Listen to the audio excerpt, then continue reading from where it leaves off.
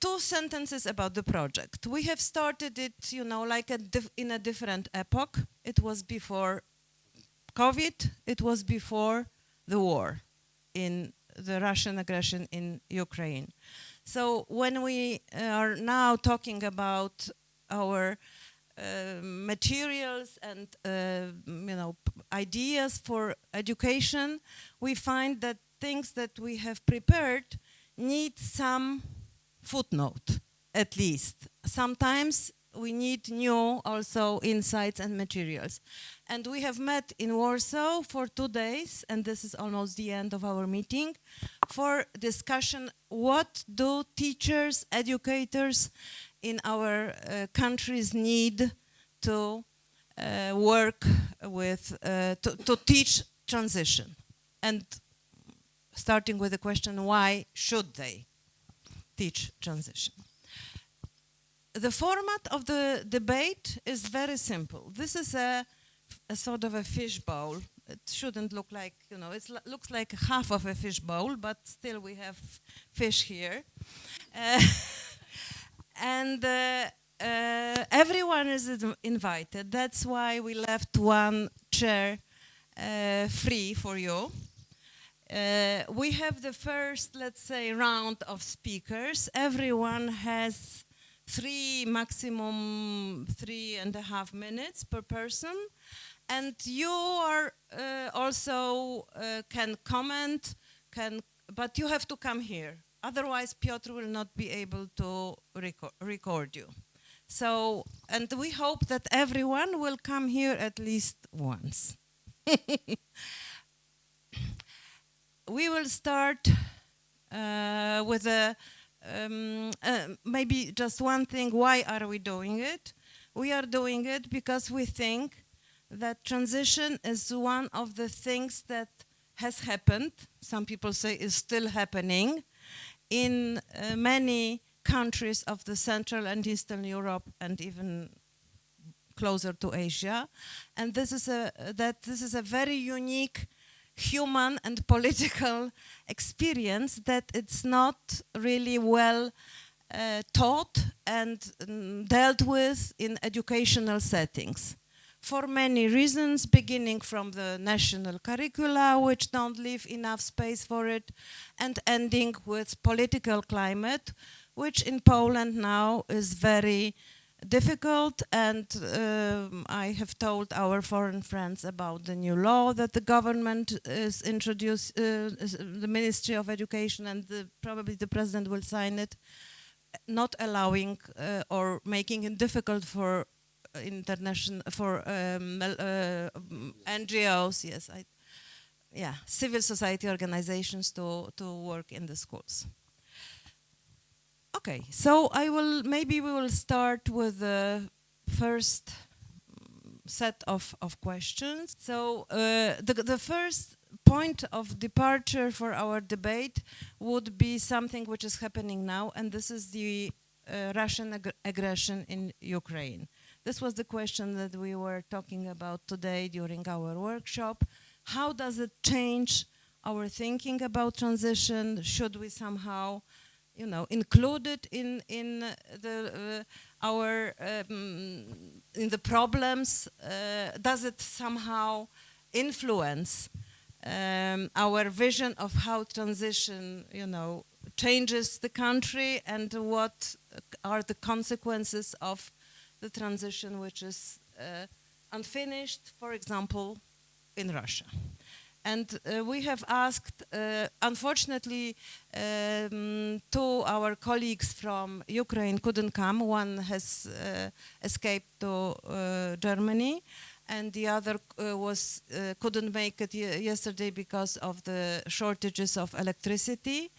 So she couldn't make it, but we have here a colleague, Alexandra, who has something to say how it looks from the Ukrainian perspective. Should we? Yeah. And ty powiesz po polsku? Tak, powiem po polsku. And she will tell it in Polish and I will read it in English. Dobra, dzień dobry. Jestem Aleksandra, jestem тут przedstawicielem tej organizacji, która jest w zespole tego projektu, a same Congress of Cultural Activities. I właśnie przeczytam, żeby nic nie upuścić ważnego, bo wiecie, że to jest bardzo trudny temat teraz i jakby każde słowo może być bardzo ważne.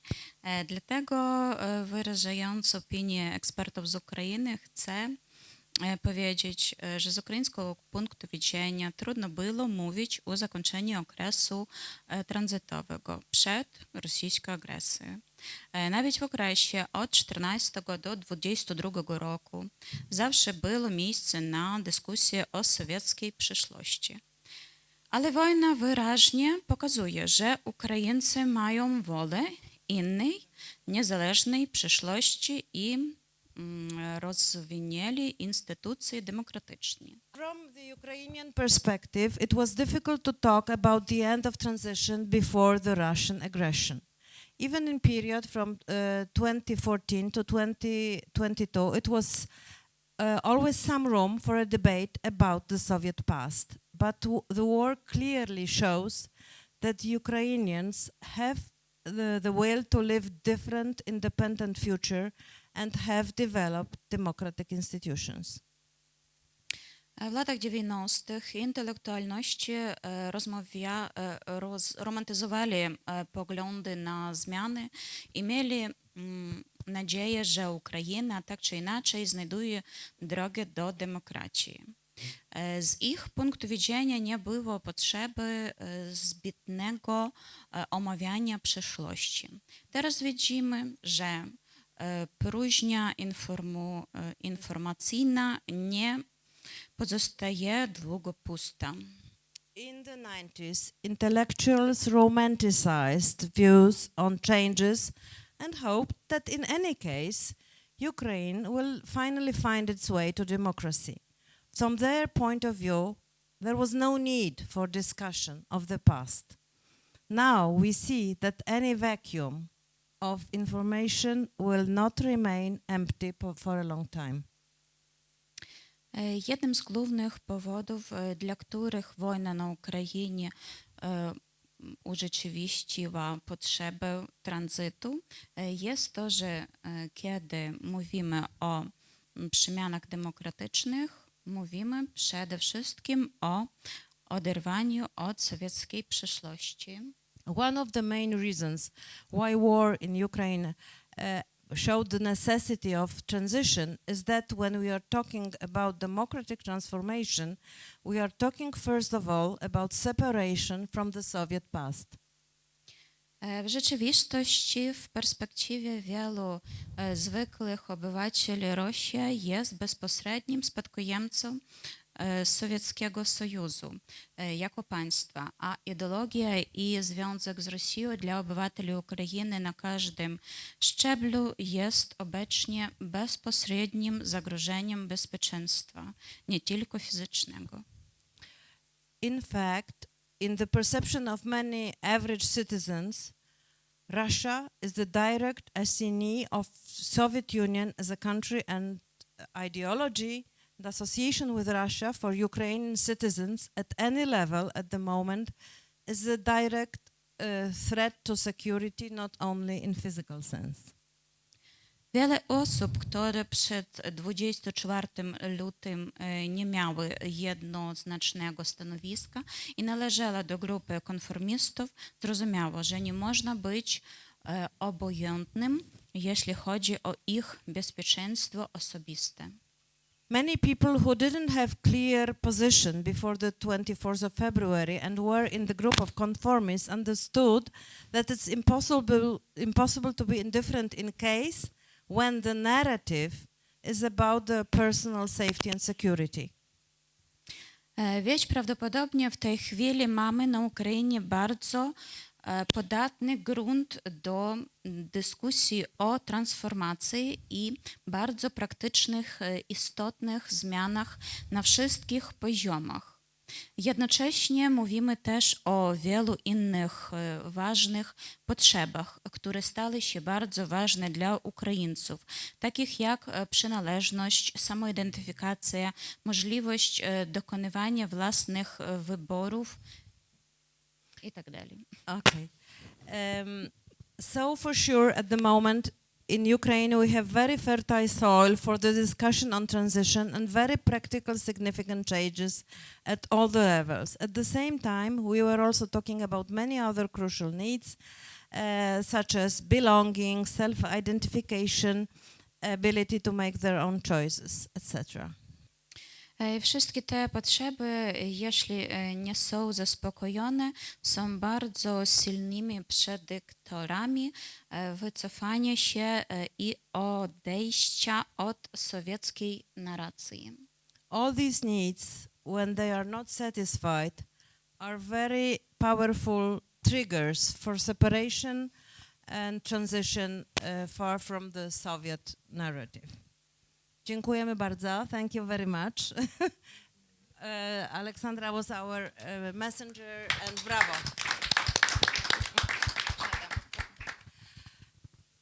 And now we will come to a more free, let's say, format.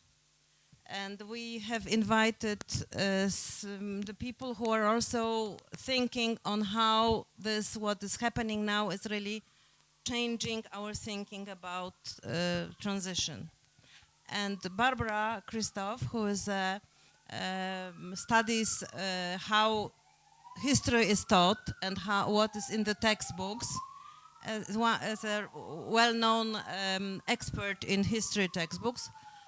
And she also has some important remarks or questions. Barbara prefers questions. I guess before I start to talk, I would really like to beg for your understanding. What I'm telling you now is not a final answer, and it's not meant to be for eternity, because we are just in the middle of the process, and I'm still really struggling with all those questions. Yeah. Having said that, I would like to say two things. An answer in two parts. My first answer would be, how is the history of transition linked to the current war? My first answer would be, at first glance, absolutely not. Because there is a lot of controversy on how to make sense of transition, and there can be no controversy on how to make sense of that war, right? We know who are the good guys and who are the bad guys when it comes to the war, and the story much more complicated when it comes to transition, much more controversy. So in my first answer, I would point to differences, yeah? In my second answer, on second glance, when I think about it, what is involved in the controversy on transition? Yeah, the question is, transition from where to what? Is transition about nation, consolidating nation states? A lot of people would say that in a lot of countries. Is it about democratization? Again, a lot of people would say it's not about nation state building, it's about becoming a democracy, right? A third group of people would say it's about Europe, yeah? Returning to Europe, realizing the real Europe, which had never really united, and so on. So I would say Europe, nation, democracy would be three competing goals for narratives on transition, right? And if I start to think about the war, I think all these three categories come in again. Yeah? What is this war about? Is Russia fighting to destroy the Ukrainian nation?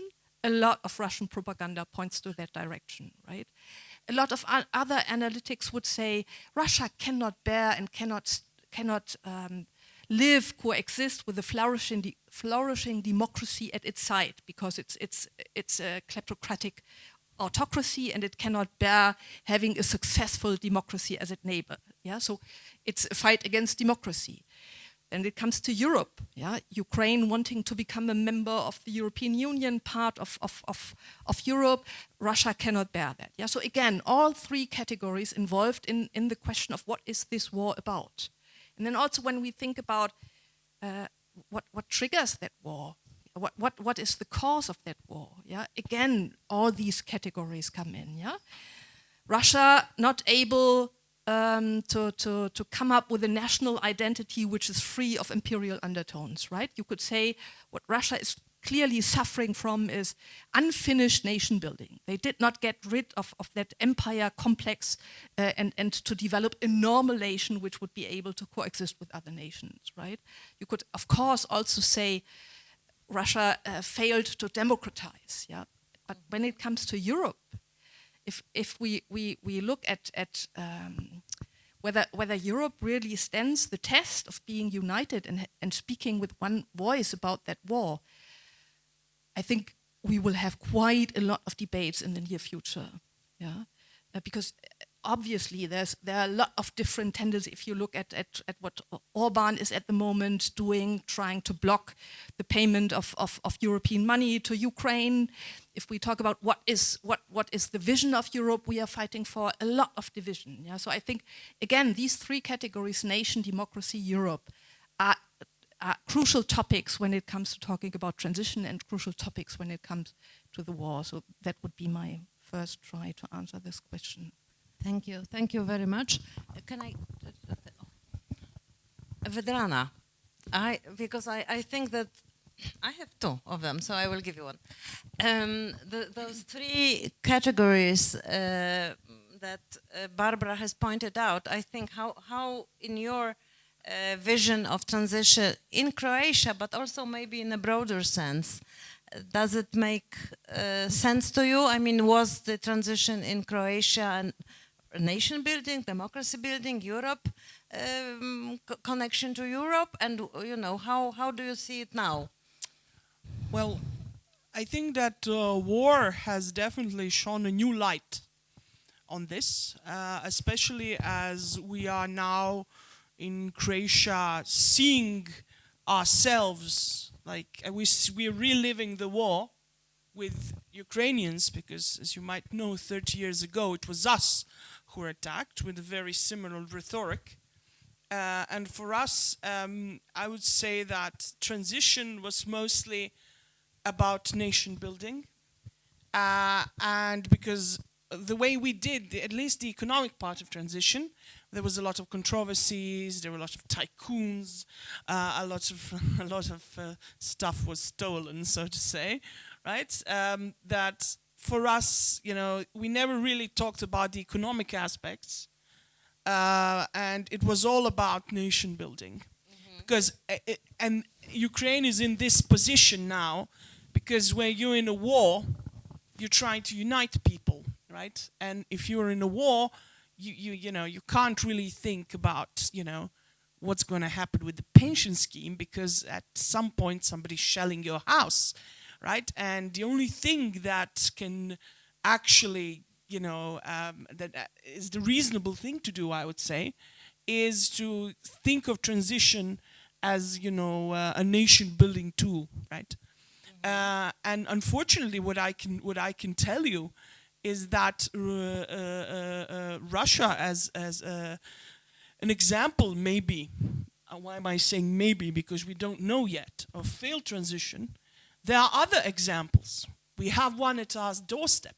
That's Serbia. We have the exact same phenomena that appear there, right? The media capture, what we economists call a captured state, right? A mafia state. We have this in Serbia at our very doorstep. So this also, like, Russia is probably not the only potential, I would say at this point, potential example of a country that's been lost in transition or that went the other way. But Serbia too, right? And in context of Croatia, I would say really that all of our efforts, political, economic, in transition were towards nation building because we were in conflict. We did not have the time or the money or the will to think about Polish type of privatization that was, you know, it was kind of much more successful than ours, right? We did not have that, unfortunately, that luxury, because we spent all of our transition efforts on nation building because we were attacked. And was it successful? I would say yes. I would say yes. And this can be actually seen in the history books. History books are solely dedicated to perpetuating the national myth. There's this very strong mythology in historical books about transition. And the books are used to perpetuate this myth. In myth, I don't mean in a bad sense, in a neutral sense, right? Neutral sense. Yeah. Okay. But there is no mention of, let's say, economical part, right, with winners and losers. And I think this is something that we addressed in our work, right? We were quarreling a lot today about, what is really, how do we define transition? Is democracy or nation building? Is it really necessary part of it? And I think that Staszek wants to say something because there were some controversies among us. No, I shall not speak about controversies, but I would like only to refer to big difference between this Croatian and Polish experience, I think, and the Croatian and Polish state of public debate on transition, because from my point of view, Polish transition was the majority, most of our debate on transition was about liberal values in political terms, in human rights terms, in economic terms, and of course I have to simplify because I don't have time for to go into too much details, but also the discussion, the debate about Polish transition, which I think broke out about 2013, 2014, about 25th anniversary of transition, let's say, of 1989, was focused much more about economics, much more about social economics dimensions of transition, much more about the criticism of those, let's say, unjust aspects of transition, of winners and losers. And I think that in Polish case, all this, let's call it nation building, maybe not nation building, but generally, let's say, patriotic side of transition and of all the process of transforming country, were somewhere behind the scenes, were not in the focus of mainstream media. It was the far right party, which is now in power, which has been for 8 years now in power, and took advantage of it, I guess. And what happens now in Ukraine, where I think should make us to reconsider these facts, and should make us to revisit our approach towards this, let's say, patriotic side of teaching history, of teaching transition, because my the Ukrainian colleague said something about the vacuum. It was said about that vacuum yes, will be filled, vacuum might will be filled with something in one way or another. And I think that this is that would be a big lesson from Ukrainians who are so bravely defending their country in patriotism at its best, to learn from them how to, in wise way, no, not nationalistic, not far right way, think about how to not lose this multi-perspectivity way of teaching transition, but also revisit how we can teach the nation, teach the history in order to create a community here, the community which is aware of its sins, but also can be proud of itself. I think, for example, that we can be really proud of ourselves for what we did in spring of this year while helping Ukrainians, and it is. But you know, to be proud, you can be proud in wise way or in stupid way. You can yes, and thank you for adding that. And then I think that our big issue here is to think how to teach history also teach the history of transition in such a way. And on the second thing, very fast, because I talked that we were focusing on this economic sphere of transition, not of this, let's say, political, emotional, patriotic and so on. But I think that the second thing is that now we talk about the transition much more in terms of international politics or international affairs, and of how lucky we were, or how long perspective thinking were Polish political elites to unite in their efforts to join European Union and NATO in a very short policy window that they had for this. And I think that this is also some lesson that we have to take from this experience, because I myself, I must say that I didn't like to teach about this while I was teaching, because it was obvious for me. It was obvious for me. I preferred to teach about social issues, economic issues, and what's on. I found it much more interesting, much more, you know, something that may give much more, you know, benefits for the children. Now I think that teaching also about this, let's say, classical historical aspect also might be useful. Of course, we don't have to pay attention only to these aspects, because it would be too classical and too, let's say, traditional. But I think that we have to revisit this a little bit more classical version of teaching history, because it explains something. It's more than we thought. I have to tell you that within the project we have written 4 transnational lesson plans. And one was under Vedrana's supervision. It was about economic aspects, and we call it in Polish version, we call it ruletka narodzin, the accidents of birth.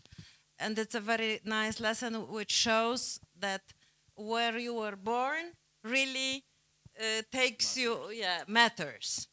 And that it's not your fault sometimes if you were, you know, during the transition, or now you can't meet the standards that, you know, the advertisements show, or on Netflix series. So it's one lesson. The other lesson that we wrote together with our colleagues from Bulgaria, Lithuania, and Germany was Crime and Punishment. And it's about our favorite topics in Poland: decommunization, lustration, and transitional justice.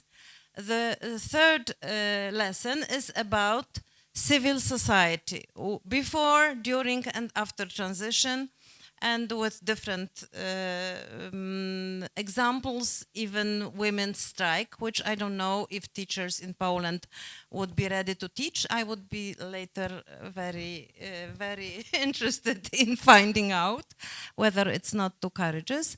And we have the 4th lesson, which is about the public memory and the monuments and buildings from the communist past, what was done to them. Should they be rebranded or demolished? You know, what to do with our... so, as you see, the things that Staszek is talking about is really missing. So maybe we need another, Nora and Alexander, maybe we should also think of some other classical lesson on how... 3 years ago it was not interesting at all, what I am talking about now. It was completely, you know, out of our sight, and now I think I like your point. And now, before I give the microphone to the teachers, because we have 2 wonderful teachers here, and they were also commenting what Staszek was saying. I'm very curious, and what other people were saying. I would like to tell you that the people who were already talking have one more intervention to take, okay? And unless someone wants to already give floor to others, so then you just walk away, and we would have like 2 chairs free, and your role is to fill those free chairs. So already now I need someone who might come here, maybe now, Ania? Oh, I just, this is a very simple teacher's technique. Anya comes here. If you could sit there. Could you sit there? Sorry.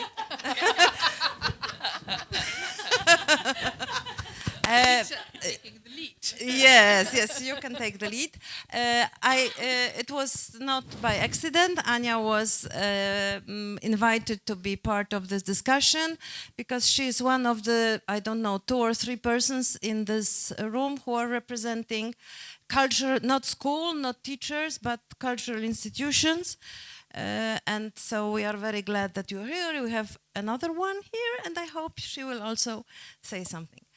Okay, so you think, and you have one more chance, and you have a mic. Okay. How do you feel as a teacher when you teach transition? What's easy? What's difficult? What was your best lesson on transition? Oh gosh, that is a lot. So maybe to choose. I teach 20th century history, but mostly I teach pol sci, and this is mostly what I do. So I'm mostly concentrated on teaching constitution, sociology, and stuff like that. But to teach this, one needs to understand transition, because it is impossible to understand Poland of the 90s and 2000s and 2010s without understanding transition. And of course, there is a big hole in the school curriculum that is weirdly trying to be filled by this very specific subject called HIT. Has anybody heard about HIT here? I told them, but just very Okay. But tell more. Okay, so this is the subject that is like what dreams are made of, because it actually could be. The idea of this subject is wonderful. It is about teaching recent history to students, so they will understand the background of politics and class and culture of the world they live in, and so they will understand why politicians are acting this way, or they will understand where certain decisions are being made this way. So this is like an idea that could be wonderful, but then it can be also very political. It can also work for one very specific group that will give their own personal, very narrow narrative, and history is a narrative. I mean, history is a political subject. It is created, I think. I'm sorry, but I think that is. Barbara is nodding. Yeah, it is created for the sense of nation building and politics. So, so the only way to teach history in a democratic country is to pluralize narratives. There's no other way. You just need to pluralize narratives, and you need to teach it from different perspectives. There is no one real truth, and there's no one real perspective, and so teaching transition is of course difficult. But, for instance, the Polish curriculum teaches for many of years of high school the 17th century, yes. The 16th century. Our favorite great years of Poland. The Polish division Empire. of Poland in the Middle Ages is very important, and a lot of dates. Students need to learn a lot of dates. What does that give them for understanding today? Nothing, completely nothing. It's myths, only myths. And so there's like a little bit time in the last grade to do some learning of the 20th century. It's usually some most important dates of Polish history. Mostly it's before the war. It's the First World War. Something about the times between the wars, then the Second World War, and then it's like March of the last year of 4th grade of high school. There are like 2 classes about the Polish communist era. And then maybe 1 class for transition, maybe 2 classes for transition. So in comes HIT, the idea to teach first graders HIT. Yes, this history new subject. And today. And today, yeah, history and today. Oh, yeah, Yeah. you can actually do that. concocted it today. Yeah, That- and so and so what is being taught in this subject is a very, very, very specific interpretation of the narrative, and it's of a historical narrative, and of course it's very controversial. But like the reason it came up in this way is because the transition has been taught from a very narrow perspective and from a very narrow of class earlier, and a voice of people who have not won the transition, I guess. Because it was like a game of for losers and winners, and the people who have lost during the transition economically, in perspective, well, they were looking for somebody to tell their story. Of course, this is not their story, but this is some kind of a critical story of those who are the winners. Yes, and so this is kind of this polarization that is being created to exclusionary narratives of the transitions, which actually none of them is true. It was not the best times, and it was not the worst times. I'm sorry, I'm quoting some literature, but I mean, neither of them are true. And so if I would be talking about which one was the best class I taught on transition, was when my students realized that there are very many truths, that there are very many aspects, and that they could like immerse themselves in years of study to actually understand what happened. Because I do not want to tell them what to think. This is not my role. My role is to show them the aspects and where they can look for it. I am not there to be their priest and to tell them what was the sin, who was the good guy. This is not my role. My role is to make them think critically, and to always ask a question after they get the answer, because the transition was very difficult. I think when it too specific, I'm going to finish now because I've been talking a lot for a long time, and I touched on many subjects. I think that the best class on transition actually that came out was not during history class, but during my we have these seminars for people who want to choose like additional subjects. We have them like after school. And I'm doing a feminist one. I'm doing one on feminism and on women's stories and history of women's movements. And we were reading this text on how did feminists in Poland come to be, and where do they come from? And this was a story about transitions, about the transition that I didn't know, and I found from this article. I found it out from this article, and I was kind of learning with my students about it.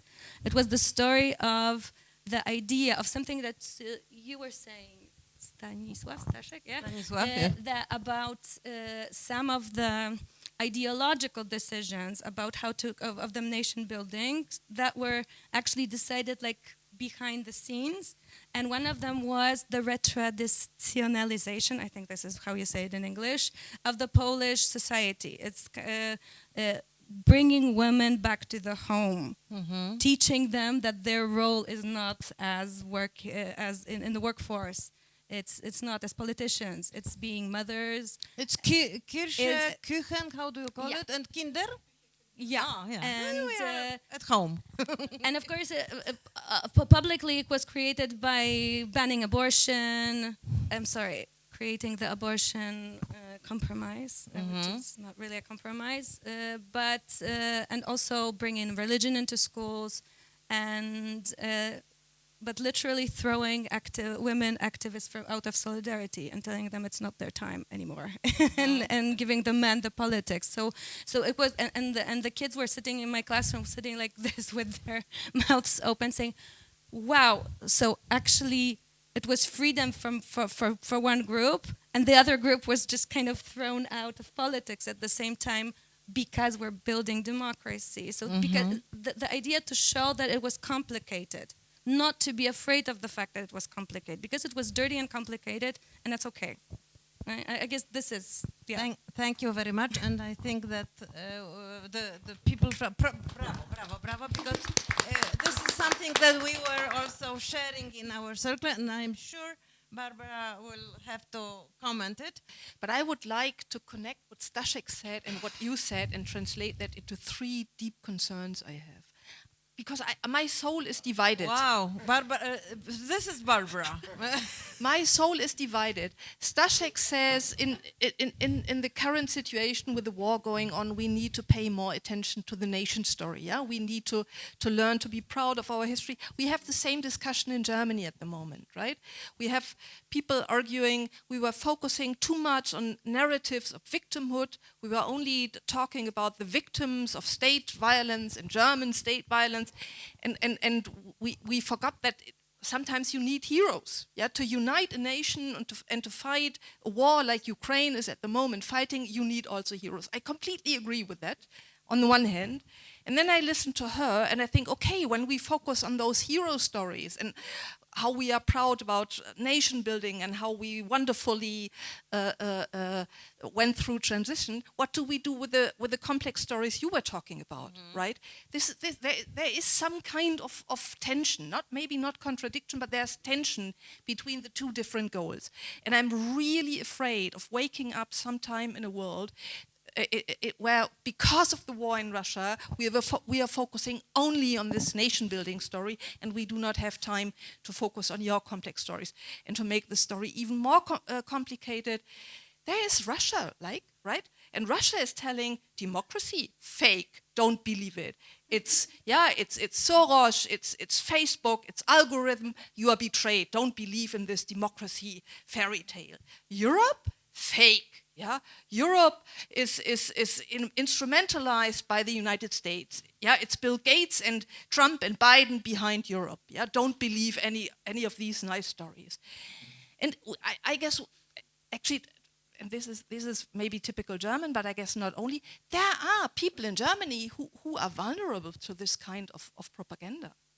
And they are vulnerable to this kind of propaganda also because their story of having been a loser of transition was not included in the hegemonic narrative. So once again, if we want to withstand Russia, we need to do both. Yeah, and the really, really complex and difficult question is how to combine both.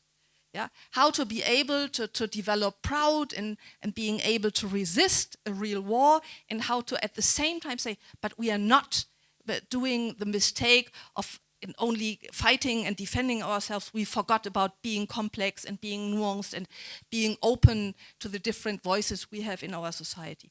War can force you to forget about differences. Yeah, I don't know any politics. I only know Germans. Yeah, First World War. I'm really, really afraid of this. Thank you, Barbara. I think we could, clap our hands after everyone's speech. Bravo, because this is, this is a tough topic. We are all in the midst of process of also reconceptualization of teaching transition. So, tak jak się możecie domyślać, z racji mojego wieku przeżyłem różne fazy nauki o transformacji i mam różne doświadczenie z tą nauką o transformacji. Pierwsze były bardzo łatwe. I have to translate. Because of my age, I will make it even shorter. Because of my age, I have different experiences with transformation and also with teaching transformation. Najpierw było bardzo łatwo, bo uczniowie i słuchacze pochodzili z domów, gdzie o transformacji się mówiło. At first it was easy because my students and their parents were from the homes where you were talking about transition. Opowiem wam taką historię, jak jadę sobie do szkoły autobusem i czytam książkę o wywiad rzeka z takim bardem Solidarności Janem Krzysztofem Kelusem. I'm going on a bus to the school and I'm reading a book about a bard. Singer of Solidarity Movement, Jan Krzysztof Kelus. Yeah. I spotykam nauczycielkę, koleżankę, bardzo młodą. I ona pyta, cześć Paweł, co czytasz? I'm meeting a young colleague and she asks, what are you reading, Paweł? Ja jej tłumaczę, kim był Kelus, bo ona go nie znała, że to był bard Solidarności i tak dalej, i tak dalej. So I'm telling her it was someone who was singing protest songs during Solidarity times. I potem wchodzę spóźniony do klasy, And I'm going into the class a bit late. rzucam tą książkę na stół, I put the book on the table, a uczniowie na to, o, Kelusa pan czyta. and the students, oh, you're reading Kelus story. No bo to były dzieciaki z solidarnościowych domów, z którymi można było o transformacji opowiadać jak z równymi sobie. Czy to była szkoła, do której Staszek chodził? Poczekaj. Okay, these were the students from the Solidarity parents, and they were talking about this in their homes. Tacy jak Stasio, który tutaj się wypowiadał. Staszek, I knew it. A potem było gorzej, bo trzeba było już im opowiadać o tej transformacji jako bitwie pod Grunwaldem. And then it was more difficult because you had to talk about transition as a fight at Grunwald with, how do you call it? Krzyżacy, I don't remember. Middle Ages, you know, Poland, Polish, German, you know, big battle, and we have won. Or Lithuanians, yes. Anyhow, it was like a story of the, you know, very distant past. Ale no, przyszły czasy, gdzie opowieść o transformacji stała się aktualna, możliwa poprzez opowieść o wartościach. I to jest spowodowane z jednej strony wojną w Ukrainie. And now we have times when, again, this narrative about transition is needed and is possible through talking about the values. And this is on one side because of the war in Ukraine. A z drugiej strony no, obecną sytuacją polityczną w Polsce i no i cenzurą, która ta władza nakłada na nas, na nauczycieli, bo nie o wszystkich tematach już w szkole możemy rozmawiać. And on the second hand, it's also caused by the political climate in Poland and especially by the censorship that the government is imposing on teachers, and there are topics that we can't talk about anymore. Z tym, że no, sytuacja jest trudniejsza niż, no nie wiem, no, w czasach Solidarności, dlatego że ten podział polityczny biegnie czasami przez środek klasy. The situation is even more difficult than many years ago because this divide goes in the middle of the class. I nie tylko muszę uważać na to, jak mówię w trakcie lekcji o wartościach, które dzisiaj nie są przestrzegane. And not only I have to be careful about the values, I'm talking about the values that are not really the rule of law and other values which are not respected now. Ale także muszę uważać, żeby nie razić części sali, która nie podziela moich poglądów, a na którą muszę zwracać uwagę. Też z racji tego, żeby dobrać odpowiedni język, w jaki sposób im to tłumaczyć. He not only has to be vigilant about what he's saying because, you know, of the censorship, but also to remember, to be aware of the students who might not share those values, and also in the looking for the best tools to communicate with them. No dobra, i zakończę to może gadką, co powiem, że poszukując bezpiecznego miejsca na możliwość uprawiania dowolnej rozmowy w duchu transformacji, wyszliśmy ze szkoły i znaleźliśmy takie dobre miejsce w Senacie, który jest, no, uchodzi dzisiaj za taką wyspę demokracji. So looking for a space, for a safe space to talk about those values and transition and democracy, we found a Senate as a place where Paweł organizes debates with young people, with students and adults and teachers and other people without censorship. So, but you know, it's great. And if someone is interested, Paweł will send us or you can Google Gadka Senacka. This is the name of the project. So and on Thursday this week, he's going with students to Senate. But isn't it absurd that, Senate is the only place in this, 40 million country where teachers can freely talk about democracy? No, I mean, you are lucky and you are very clever. But what about the people who are, Nie, no ale jest takim, które zasługuje na młodzież. No. Okay. Senate deserves young people and also is seen as one of the few islands of, rule of law and democracy, because there is 1 or 2% majority by the opposition there. Zakończmy tym, że najbliższe spotkanie jest na temat praw ucznia. W miesiącu praw człowieka, ale specjalnie eksponowane są prawa ucznia i o tym będziemy rozmawiać. Okay, so this Thursday meeting is about students' rights and is in the month of human rights. So this will be the... Dziękuję bardzo. Thank you very much. Bravo. Vedrana, do you want to add something before? Because then I will actually be going to just refer to what you said. I think that when you have this nation-building narrative that dominates transition, and you're trying to sort of escape your oppressor, so to say, you're trying to find the things that not what you have in common, but what you have different. And in the sense of, with Russia and Poland, obviously it was the same with Croatia and Serbia, and that was religion, right? And for Croatia, this is really going to absurd levels.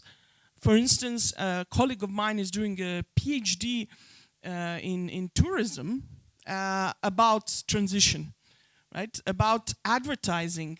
How did advertising of tourism change during transition? And you could see some really weird stuff that Croatia in the 90s had touristic ads with like pieces of churches, like these like monuments. I mean, what is, a statue of, I don't know, whoever saint doing on, come to Croatia, on an ad that's intended for people, for Poles to come to Croatia for a vacation, right? This makes absolutely no sense. It makes sense. A lot of Poles were, Medjugorje, unfortunately, is not in Croatia, but... Yeah, but, and even it was up to the point where absolutely everything was dominated by this, let's look what's so different between us and the Serbs, so that we can differentiate ourselves. And I completely, and all other things that are really important, like human rights, women's rights. There is no single female politician in the 90s in Croatia that is worth mentioning, in a sense that she was given agency and that she was given space, and that it's quite amazing. It's just males, right? So women were, how did we call it? Küche, Kirchen, Kinder. Yeah, 3K, 3Ks, right? This. Yeah, I think this was exactly the case as in Poland, right? We have absolutely, like, there's no mention, absolutely no mention, for instance, about the transformation or the lack of transformation, or the great failures of textile factories, which mostly employed women. These women were out of a job. Yes, and they were out of a job during transition, right? And they were unemployable later on, right? and the only thing they could go back is their family, right?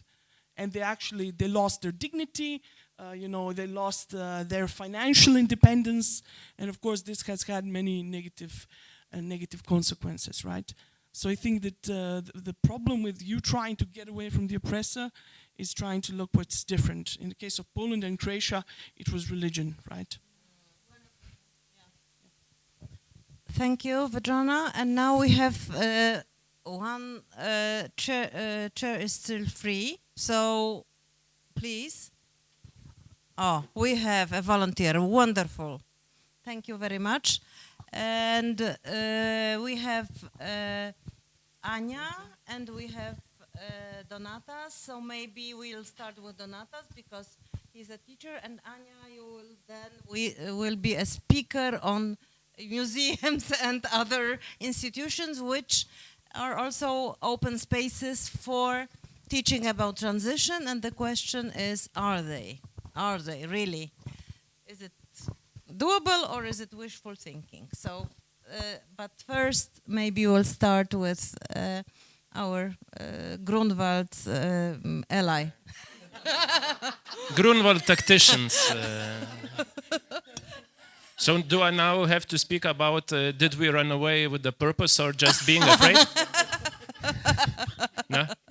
Not about this. You can choose. You are free to choose, We are living in a safe space, maybe not a purely democratic country, but... I'm not afraid. I will hide in the embassy if something happens.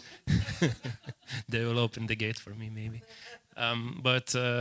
Yeah, it's full. It's a Lithuanian lesson on transition, either in a metaphorical sense or in practical sense. So, how are you teaching it, or what would be the lesson for us from Lithuanian transition? You can choose or take both. I do not teach history, so for me it's. But I teach a better subject in a way because I have more freedom. It's ethics and philosophy, so I can compensate for everything what the history teachers cannot speak, because we were joking about one professor when this invasion now started, said they are still studying the Ramses II of Egypt and the war is going on, so we need to change. But then of course the pressure is, not just sometimes from a top, but it can come from the very bottom, saying, but will we need it for the final exams? Mm-hmm. No. Okay, then maybe we can stick to the program and follow it. And then it means, as you said, sometimes, you spend more time on studying the 16th century land reforms, which are, and really trying to understand how it works instead of learning true concepts, which I think what is lacking, learning true concepts. And then you can look, for example, transformation. It's a universal phenomenon. It's not just from the Soviet times to the now independence. It's also from, imperial dominion to like an independent state, like from, many different. So you have to get on a concept. Then what I think is, it was very interesting discussion about this nation state. Does it dominate, or how do we see? But I think we can also have different perspectives of what it means, this nation state. And here Ukrainian example comes for me too, 2014 and the Maidan revolution. And I really liked how it was called, the revolution of dignity. And very different people, and like, of course, the Ukrainians will tell it better. It's like, I do not want to patronize or like, but that's the view. Like the nation is born, and there what, like LGBT people, left-wing people, right-wing people, all working for the common purpose, and they have a solidarity for values. So that's like the main thing that can the nation. Like I think that we need nation because we. Still, the nation state is predominant actor, as we were speaking earlier today, but we need to change the understanding of what does the nation mean. And for example, we see this, one of the transformations happening in Lithuania, let's say, it was also, for example, how we were speaking about Holocaust. in the beginning of 90s, it was like, it happened to them, you know. So, and there were even some, why do you speak that much about Holocaust? Because, you know, we have to study Lithuanian history and, you know, it happened. So 1-2 lessons enough when we go. Now the narrative changed. We say that this was done to our citizens. So it's the nation, the understanding of what it means to be nation comes, changes from ethnic understanding to a civic understanding. And I think this is very important to push. And also for me, while speaking about the transition, very important is to discuss about what do we mean about the concept in itself, because we still can see different ideas of the transition competing in Lithuanian public sphere. One is kind of idealistic utopian vision, you know, which is also collectivist, that, yeah, we got independence, so now, you know, we will create pure, strong national state with the national school, which will teach national subjects, history liberated from the Soviet dominance, and we will tell all the truth. But it's collectivist. And this utopian thinking goes against like the thinking that I actually liked a lot about while I was studying Polish history, like Adam Michnik said, that like that was not a revolution for utopian ideas, that was a revolution for normality, that or like I also this concept of Stanislav Baranchak when he said like breathing not under the water but raising the heads out of the water. So that and normality is diversity, normality is disagreement, normality is even sometimes conflicts, and that's why we need institutions, because institutions, it's not for, you know, imposing unanimous opinion or something. Institution is about solving conflicts. That's how we do it in a civilized way. But not normal thing is like that when you speak in one voice, when someone tries to pretend that they can represent the whole of the nation, and etc. So and now this is going in a way that you listen more to the individual stories, you try to incorporate, you look at such a things. Of course, political transformation is important, economical transformation is important, because you have winners, losers, but sometimes pure numbers do not tell the whole story. Your salary maybe might increase, but you will lose a social capital. Because you have to study these informal connections that existed and how they survived the transformation or disappeared, and what kind of place you as a person had in this kind of informal webs, and about loneliness and etc. So the main thing, we are slowly going there with the younger generation of teachers who were taught differently or studied history a bit differently. So I will end up with the quotation of Hilary Mantel when she said in one of her lectures, it was the Rate lectures, that behind every history there is at least one other story, the story of the guy who tells it.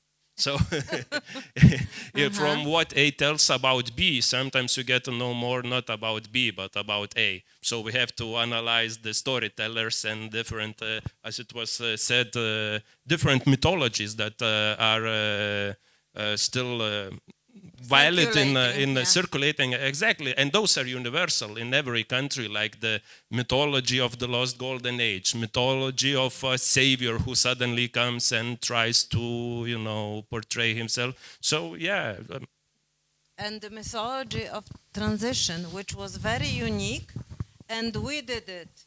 I mean, we Poles did it, we Lithuanians did it in our way, Germans, you know, everyone did it as if completely isolated from others. Yeah. And this is one of the reasons why we like this project, as you see, because we can see that it as sort of part of a bigger picture. Yeah, and one of the myths also very important and very dangerous is of the lost, like togetherness, of the lost anonymous voice that we were strong together, you know, and that now we are so polarized, atomized, and blah, blah, blah. And that's directed against every individual who kind of challenges the pervasive narratives or just wants to, you know, add his own or her own story. And so like, yeah, you got, it's against togetherness. So, but yeah, it's changing.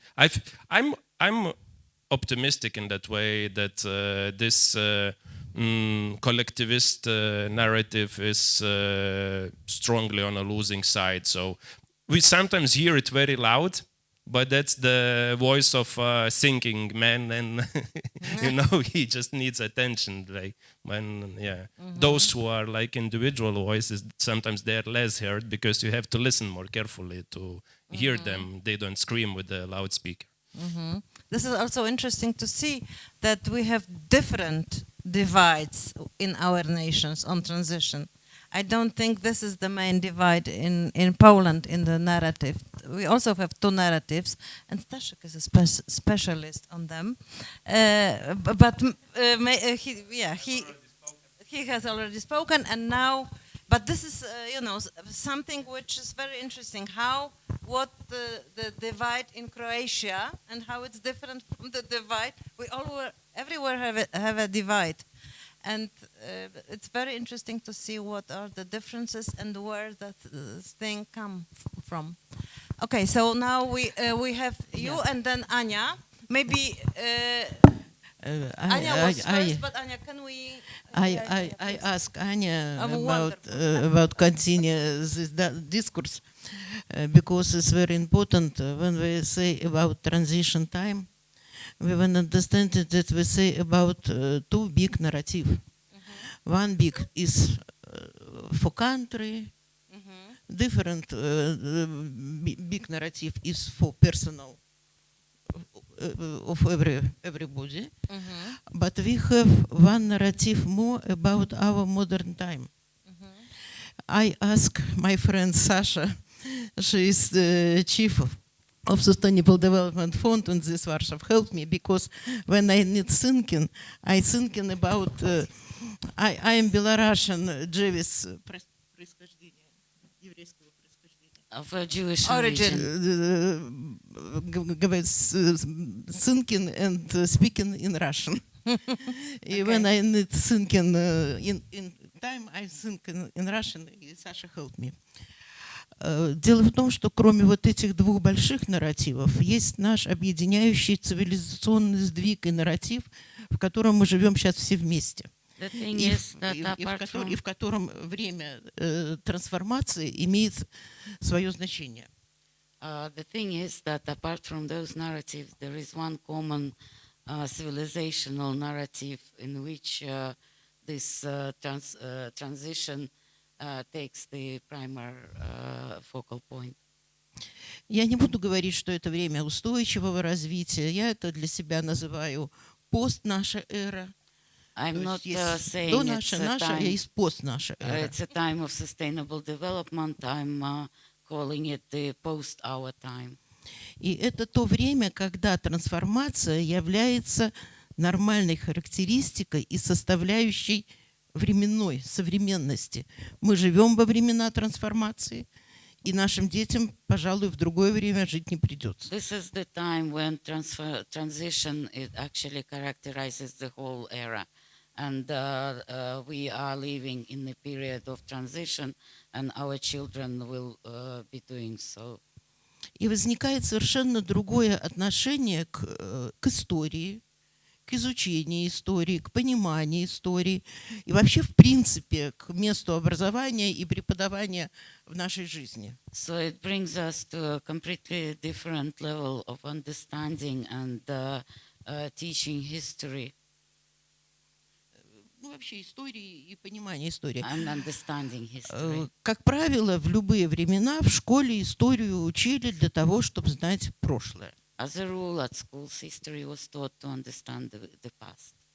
Но во времена трансформации каждый из нас становится историком, творящим историю. But at the times of transition, each of us becomes a creator of history.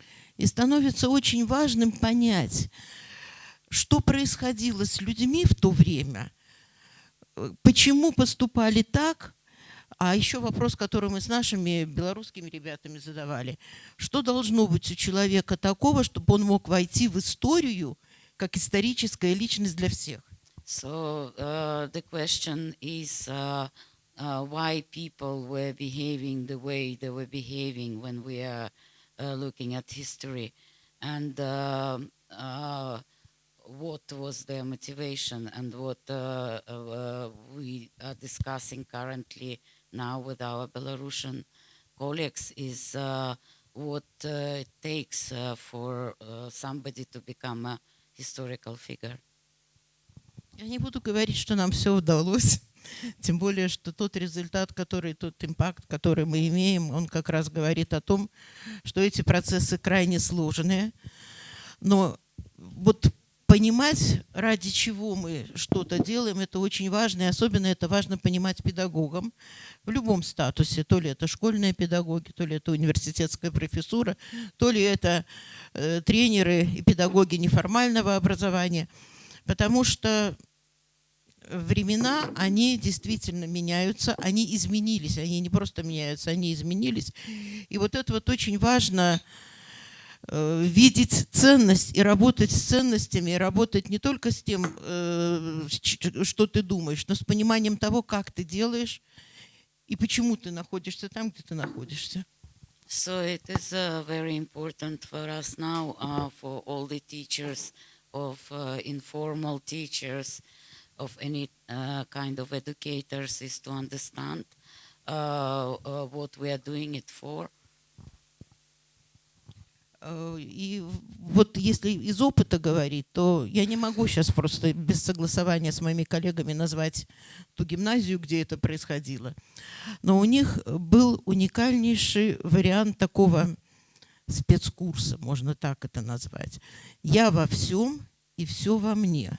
At one of Minsk schools, which you cannot name without consulting with the people involved, there was one unique course entitled I am in everything and everything is in me. И заканчивался этот курс, там было 4 модуля, но последний модуль, для меня он был, ну, вот как научного руководителя их инновационного проекта, был наиболее интересным. Музей имени меня.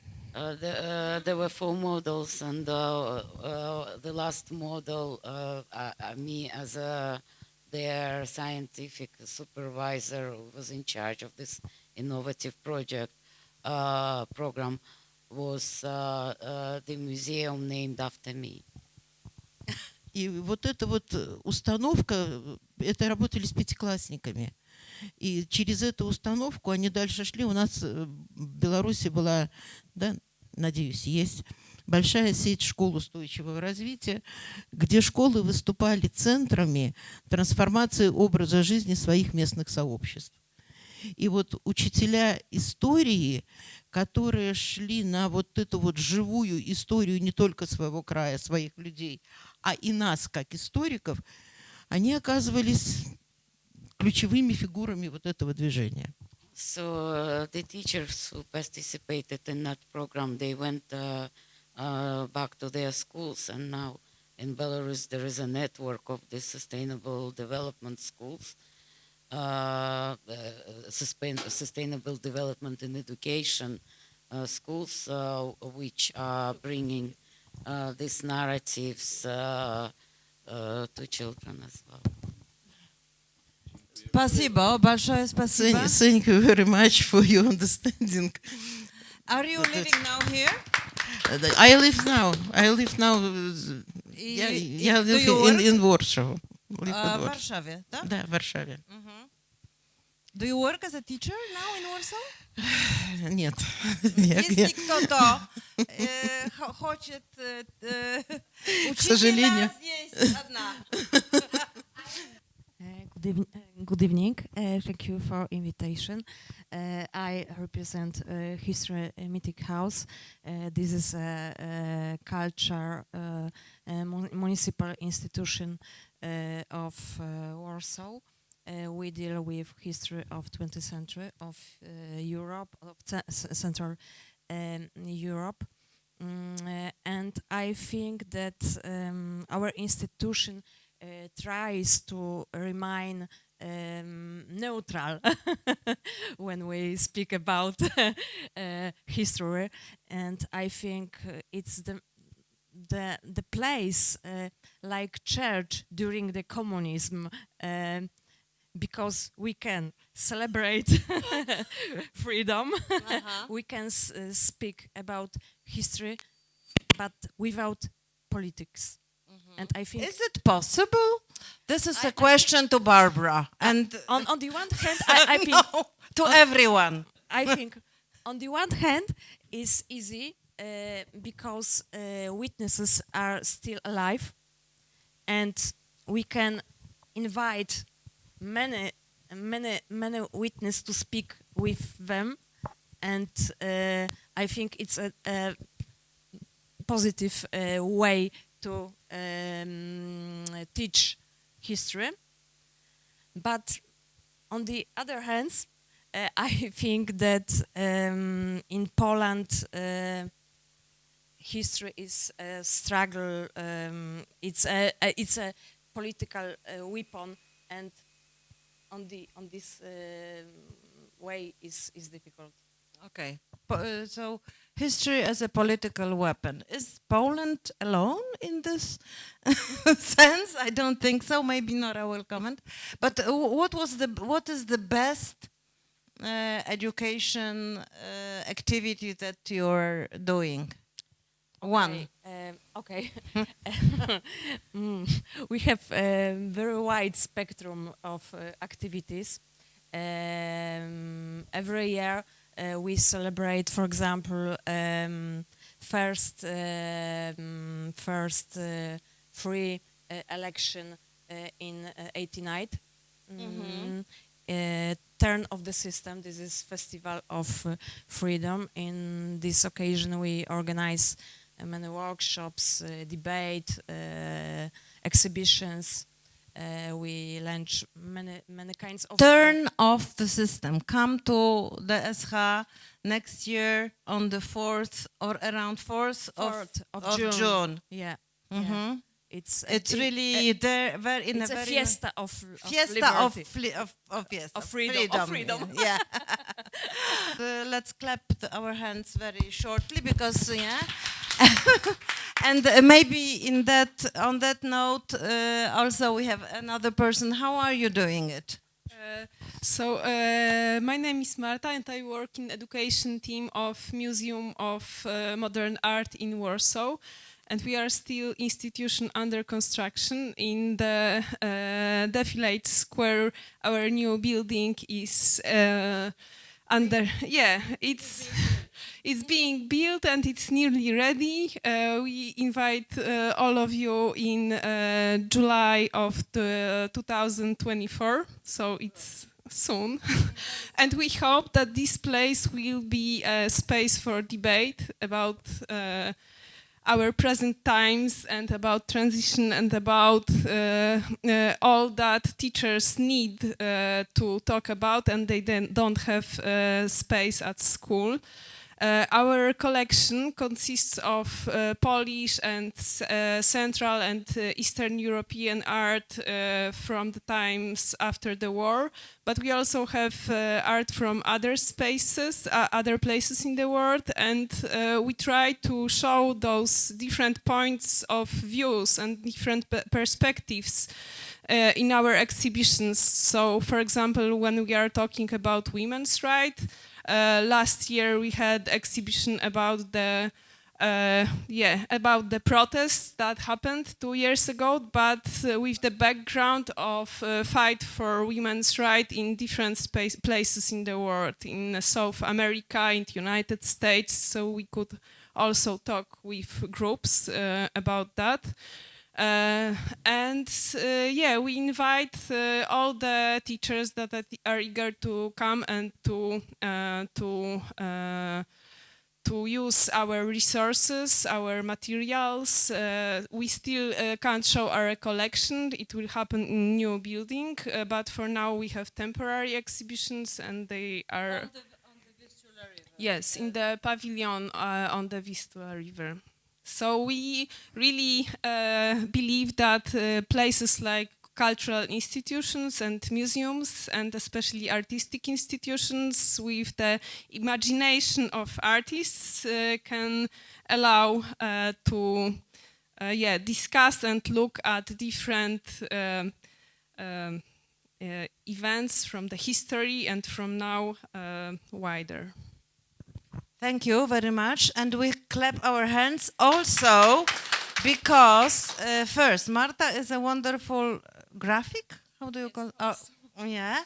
But she was also participating in a run that my husband, that some of you have met yesterday, that he has organized in 8 years ago from Warsaw to Kiev. They were running 20 people more or less, and you know, it was a long run. I mean, they were not running all at the same time, but they were having their shifts. But still, I got to know Marta at that time, and I think, and it was really still at the time of hope for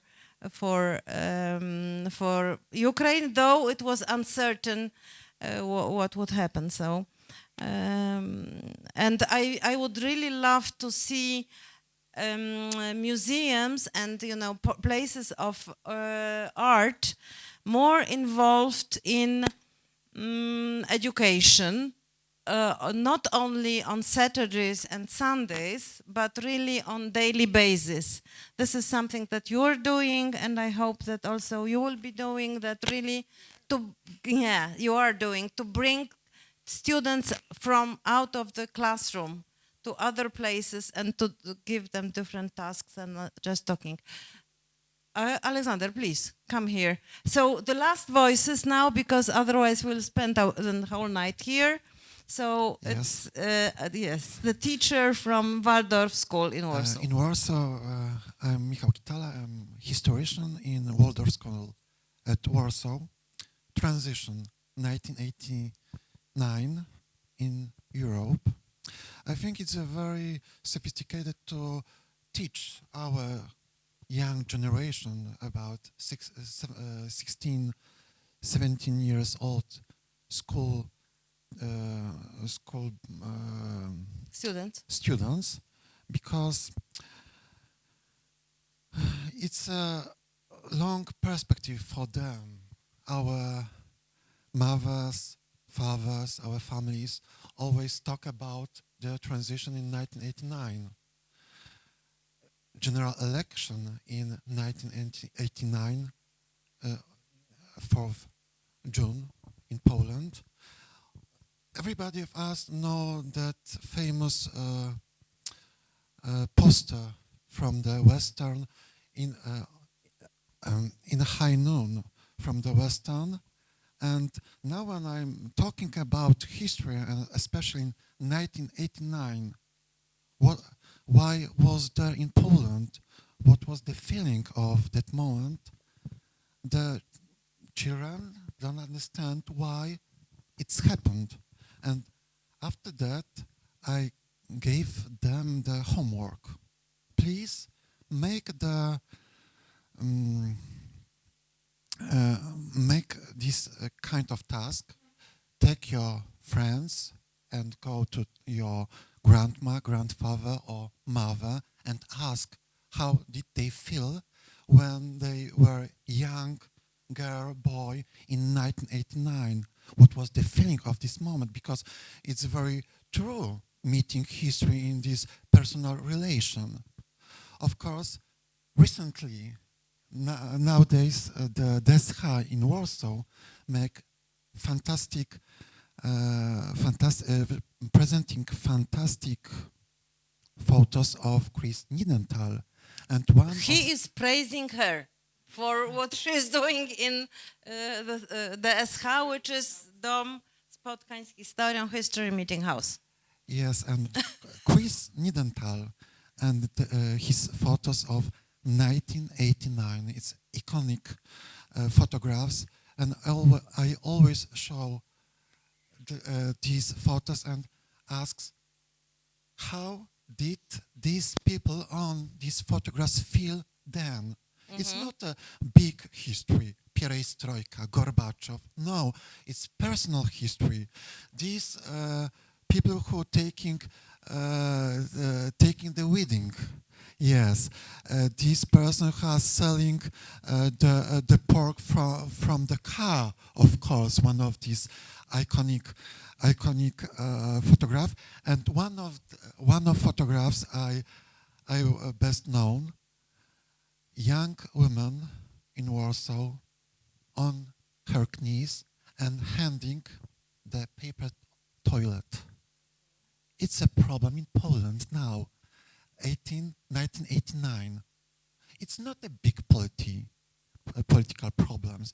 It's a problem of ordinary people, about salaries, about working, about unemployment, which starts now when Poland ran especially Balcerowicz plan in 1990s, early 1990s, and my students ask me why I'm presenting this kind of photo, not a photo of Gorbachev, not photo of Václav Havel or Lech Wałęsa, just ordinary women handing a paper toilet or showing Chris Nidenthal iconic photograph with pork selling from the car in Warsaw. Okay. It's ordinary history of all of people, Poles, ordinary people, not a big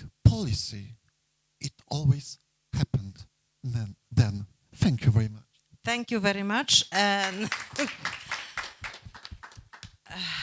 I won't even comment on that. Everyone has this comment in our head, how to really balance, big stuff with private life, and how to really make it relatable for young people, because the question is, why do you show it? Yes, why do you teach it? And I remember just from one debate that we had 2 years ago, some people who already left the schools, who were complaining about the teachers that they had, that they haven't learned them anything interesting on transition, that only after they left the schools, they had to learn it by themselves, because it was so boring and so short, as you were saying, like 1 or 2 lessons with a very boring textbook, that, it was nothing. And this was a group of students who decided to dig in. So I'm sure you are not those kind of teachers. And maybe to end on a positive note, we asked Alex, who is one of the coordinators of the whole project. I don't know if it will be positive. Just feel free to close our session. No, I just actually have a very small follow-up comment on what has been said. It's great that we came to the topic of museums and exhibitions, and I wanted to thank also our wonderful partners here, Alicia and Justina. That's us. Yeah, yeah. And for actually, there is a lot I could tell for what I would like to thank you. But one thing specifically about today was this actually very wonderful exhibition which we had the chance to visit in the Museum of Warsaw, Blisk Mat Color, if I am yes. right, about photography on the 90s. And I want also to praise this exhibition, and I think it's a wonderful example. Also with photos, some photographs by Chris Niedenthal there, and there is a lot about everyday life. And we have seen some young people actually in the exhibition visiting, and this I think is one of the examples how this topic can be approached. It's very interesting, very I think eye-opening, and I also remembered when you were speaking from the point, Marta. Thank you for. Bringing it up also from the point of view of the art museum. It came to my mind that a couple of years ago in Vilnius, I actually visited. There was an, I think, very unique, to my point of view, exhibition on the 90s. Was called the 90s DNA, and it was the specific thing about it was actually that it was in an art museum in the MO. It's a private art museum in Vilnius, MO Museum, and it combined art of the 90s with everyday life of the 90s, and it was really interesting kind of mix and approach, and great show. So I think it's I think it shows that this topic stays well or becomes even interesting. And actually, one more thing about the 90s DNA exhibition. Well, for what I've heard, it was like a huge success, and they had like a record number of visitors, like for all exhibitions in the newest history of Lithuania. But Donatas, maybe you should correct me, but that's what I've heard about this. Exactly, exactly. And they had, the exhibition was like full of classes and children. They had like wonderful installations, video cassettes, etc. Many things. So sometimes popularity comes at a price, but maybe sometimes this price is worth paying. It's, you know, also one of the questions we should have in mind, because today, although I love the exhibition, I was not sure about the educational, we were very short there, so it's very difficult to say how they really do it. But I think there is much more potential in this exhibition than usually the museums use it. So I hope your museum will use it well, and I know that you are doing a great job. So some sort of exchange also would be great. And just maybe to finish, just one more sentence. I thank you very much for the chance to be here in this wonderful place and in this exhibition also. And we also brought something with us, and you are welcome if you're interested to learn a little bit more about our take on transition from this book. Which wonderful. Thank you very